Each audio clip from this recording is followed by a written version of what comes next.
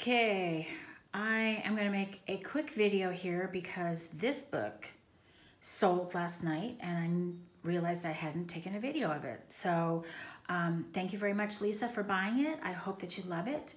And I'm house sitting for the next couple weeks, so I'm in a really great filming place. The sun is, natural light is perfect.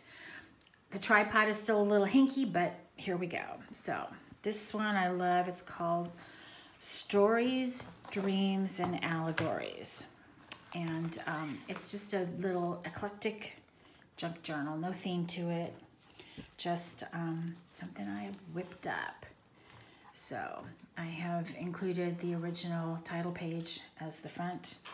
And then I've started putting book plates on the first page of every journal so that whoever buys them can note on there that this belongs to them. This is, I made a bunch of tags not long ago from some security envelopes and some scraps. So these are the file folders that I just took the whole sheet, covered it with ephemera, and then cut it into tags to sell. And I sold quite a few, but then the ones that are left over I've started putting into books.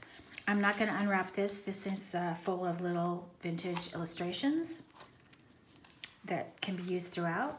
And then this is a little sort of collage with these various advertising strips. It's tape, but you know, with sticky stuff on the back. And then a vintage, oh, I have to take my glasses off so I can see what the heck I'm describing.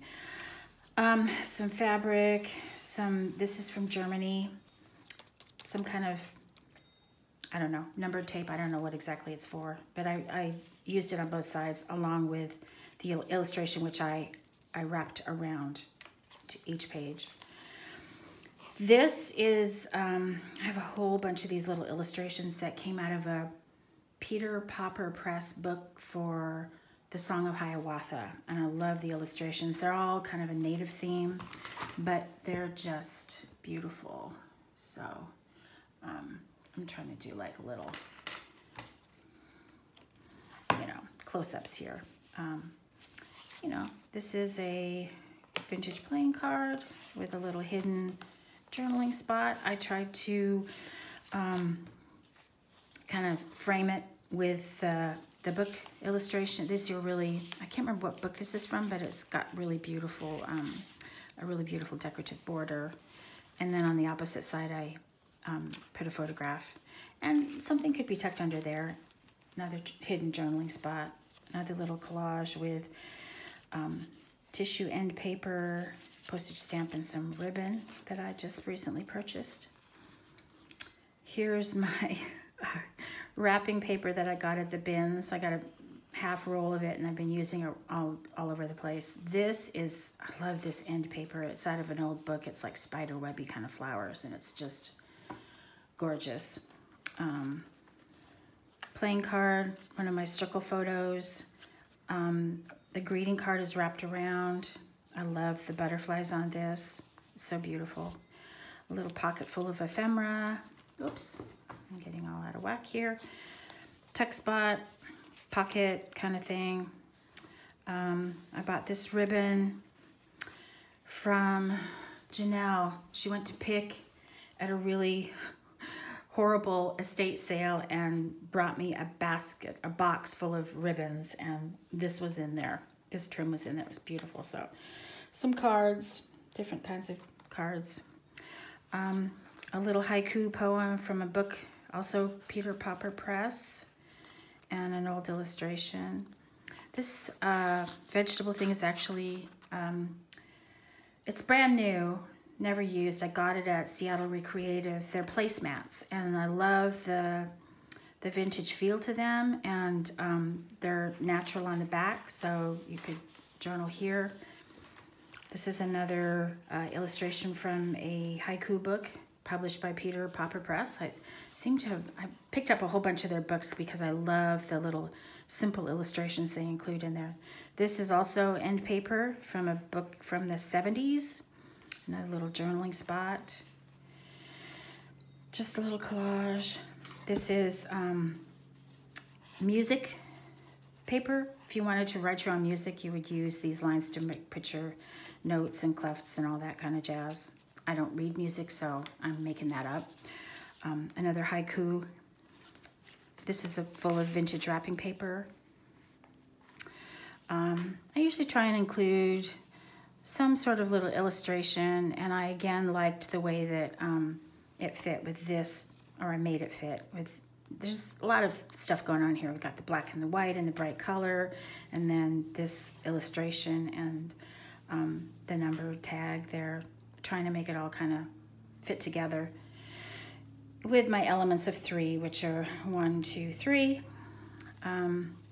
I love these tags for chocolate drink. I only bought 2 from either Susie or Madison, I can't remember who, and I'm including one here, but I am going to keep the other one. This is a bunch of vintage text, little snippets from a huge illustration of children's fairy tales that are kind of Norwegian in feel. Then a bunch of my tea-stained vellum envelope-y things and some tags that I made. I bought a bunch quite a while ago of white, stark white tags, and I just tea-stained them all and include them with pretty ribbon on them. This is French text, just to kind of create some interest. And then I put some of that, I repeated the ribbon motif from earlier in the book. Postcard, I jazzed it up a little bit with some ribbon.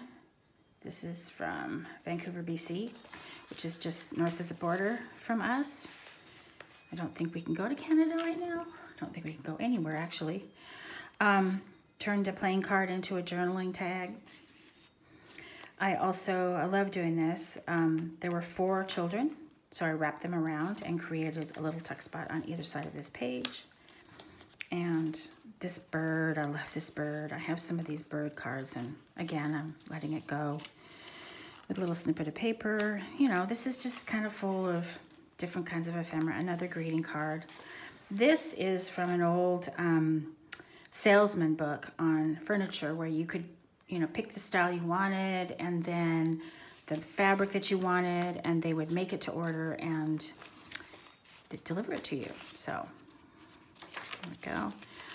This is a single signature book, so the first half of the journal is decorated and the second half is not. So there is plenty of landscape to add to this herself, to move elements from the front of the book to the back of the book.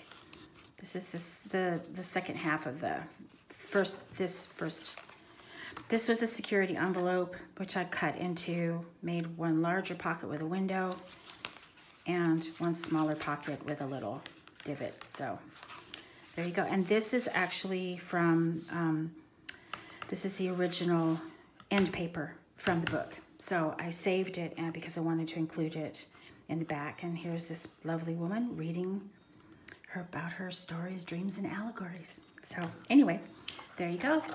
I am going to take this to the post office today. So thank you so much, Lisa.